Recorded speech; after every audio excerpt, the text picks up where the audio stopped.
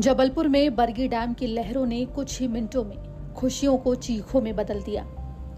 सैर सपाटे के लिए निकले परिवारों ने शायद ही सोचा होगा कि ये सफर उनकी जिंदगी का सबसे भयावह अनुभव बन जाएगा। गुरुवार 30 अप्रैल शाम यह हादसा हुआ। डूबने वालों की तलाश आज सुबह तक जारी रही।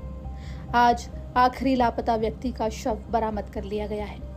इसके साथ ही क्रूज हादसे में मरने वालों की संख्या बढ़कर 13 हो गई है। एजेंसी के अनुसार रविवार सुबह बरगी डैम की लहरों पर 2 शव तैरते हुए दिखाई दिए।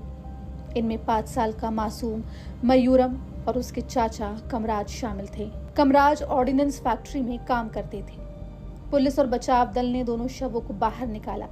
जैसे ही ये खबर परिवार तक पहुंची, डैम के किनारे मातम और चीख पुकार गूंज उठी। इसके साथ ही उन सभी 13 लोगों का पता चल गया जो हादसे के बाद से लापता थे। 4 दिनों से चल रहा लंबा इंतजार खत्म हुआ, लेकिन ये अंत बेहद दर्दनाक था। दरअसल गुरुवार शाम बरगी डैम में राज्य पर्यटन विभाग का करीब 20 साल पुराना क्रूज पर्यटकों को लेकर पानी में उतरा था। पुलिस के अनुसार क्रूज पर 41 यात्री सवार थे।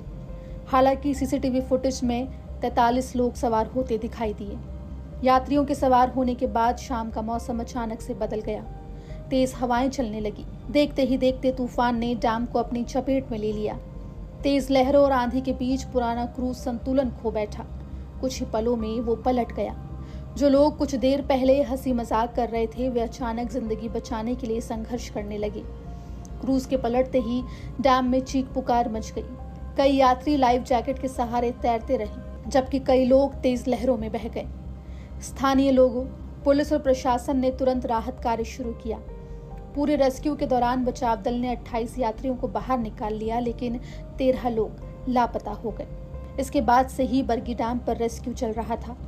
लापता लोगों की तलाश के लिए सेना, एनडीआरएफ, एसडीआरएफ और स्थानीय गोताखोरों को लगाया गया। आगरा से करीब 20 आर्मी डाइवर्स को एयरलिफ्ट कर जबलपुर लाया गया। दिन रात डैम की गहराइयों में तलाश जारी रही। हर गुजरते घंटे के साथ परिजनों की बेचैनी बढ़ती गई।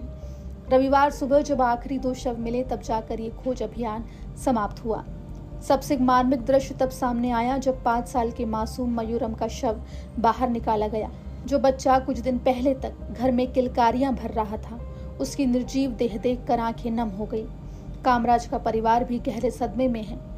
एक सैर ने पूरे परिवार की दुनिया बदल दी। ये क्रूज करीब 20 साल पुराना था, जो राज्य पर्यटन विभाग के द्वारा चलाया जा रहा था। सवाल उठ रहे हैं कि क्या तूफानी मौसम में पानी में उतरना सही था? क्या सुरक्षा मानकों का पालन किया गया था? इन सवालों के जवाब जांच के बाद ही सामने आएंगे। हादसे के अगले ही दिन राज्य सरकार ने जांच के आदेश दे दिए। क्रूज के 3 क्रू मेंबर्स को तत्काल बर्खास्त कर दिया गया। साथ ही राज्य में इसी तरह के सभी पुराने जहाजों के संचालन पर रोक लगा दी गई है।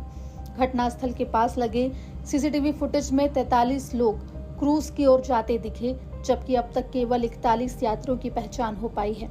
ये हादसा सुरक्षा व्यवस्था पर बड़ा सवाल है। क्या मौसम की चेतावनी के बावजूद क्रूज को रवाना किया गया? क्या यात्रियों की संख्या तय सीमा से अधिक थी? क्या पुराने जहाज की फिटनेस जांच हुई थी? इन सभी पहलुओं की जांच जारी है। ये त्रासदी उन 13 परिवारों के लिए कभी न भरने वाला घाव बन गई है, जिन्होंने अपनों को खो दिया। बरगी डैम की लहरें अब शांत जरूर हैं, लेकिन उनके भीतर उस भयावह शाम की चीखें लंबे समय तक गूंजती रहेंगी। ब्यूरो